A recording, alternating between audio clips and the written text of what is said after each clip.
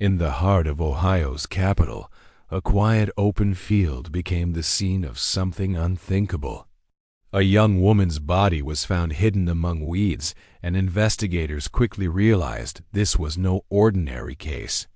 With no witnesses and almost no evidence, detectives were forced to rely on rare forensic techniques to hunt a killer who left behind almost nothing except his mistakes. Hundreds of miles away in Fort Worth, Texas, a frantic emergency call reported a woman shot in her own bedroom. At first glance, it looked like suicide, but subtle forensic details told a much darker story. These are cases where killers believed they had erased all traces until science proved otherwise. Case 1. The Columbus Murders.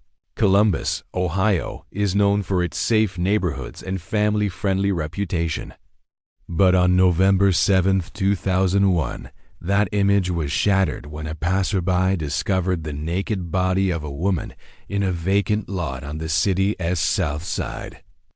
Police arrived to find the victim lying on her back, partially unclothed, with visible marks around her neck. There was no identification, no weapon, and no clear trail to follow.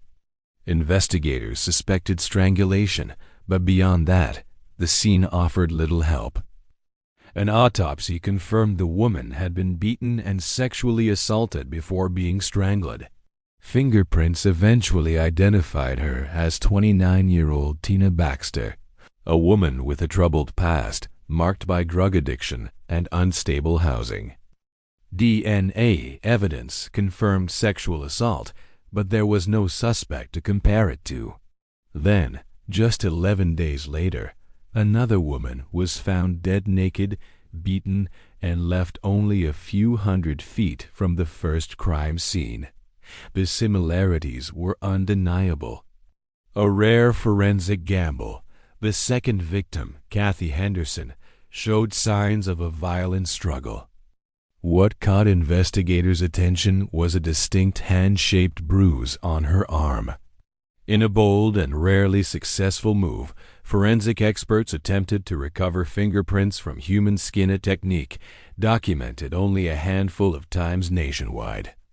Using superglue fumes and magnetic powder, technicians carefully processed the body. While fingerprints failed to appear, they discovered something unexpected, a clear palm print on the victim's thigh. Though palm prints are rarely stored in databases, this detail would later become critical. The killer escalates just days later. Fear became reality. A third woman, Beth Ellen Pfizer, was found dead in the same area. Like the others, she had a criminal history and struggled with addiction. The method was consistent sexual assault and strangulation, but this time, the killer made a mistake. Investigators noticed unusual tire tracks leading away from the scene marks left by a vehicle driving on a flat tire. Following the trail, police located an abandoned pickup truck less than 50 feet from the body. The owner claimed he had loaned it to an employee, Christian Fuhr, a tree trimming worker known by the nickname Woodman. Evidence closes and witnesses reported seeing Beth Ellen leave with a man matching Fuhr's description in a black pickup truck. Forensic analysts matched tire patterns from multiple crime scenes to vehicles Fuhr had driven. DNA collected from Tina Baxter's body matched Fuhr's blood sample, and the palm print lifted from Kathy Henderson's skin was a perfect match. The evidence was overwhelming. In November 2001, Christian Fuhr was arrested and charged with 3 counts of murder. He later pleaded guilty and received 3 consecutive life sentences without parole. A serial killer was stopped thanks to science, persistence, and one nearly impossible fingerprint. Case 2. The Fort Worth bedroom shooting in March 1995.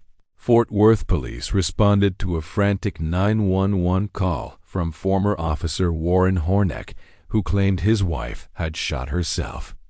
They found Bonnie Horneck, a successful attorney, dead on her bed from a single gunshot wound to the chest. At first, the scene suggested suicide, no forced entry. A gun nearby, no struggle, but problems emerged quickly. Bonnie had no gunshot residue on her hands. The bullet passed through her body, yet no projectile was recovered. And Warren's shirt was stained with blood. The official ruling? Undetermined. Blood never lies. Bonnie's parents refused to accept suicide and hired a private attorney. Forensic experts re-examined the evidence, especially the blood patterns on Warren's shirt. Using controlled experiments, analysts recreated gunshot back spatter patterns and compared them to Warren's clothing. The results were undeniable.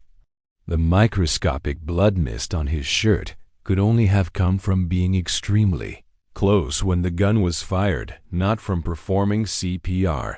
This was not suicide. Justice delayed, but not denied. A grand jury indicted Warren Horneck for murder. In 1996, after a week-long trial, he was found guilty and sentenced to 30 years in prison.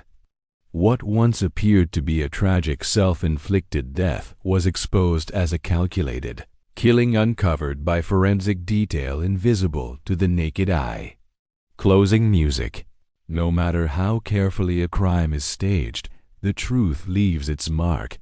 A fingerprint on skin, a tire without air, a mist of blood too small to see. In the end, science remembers what killers try to erase.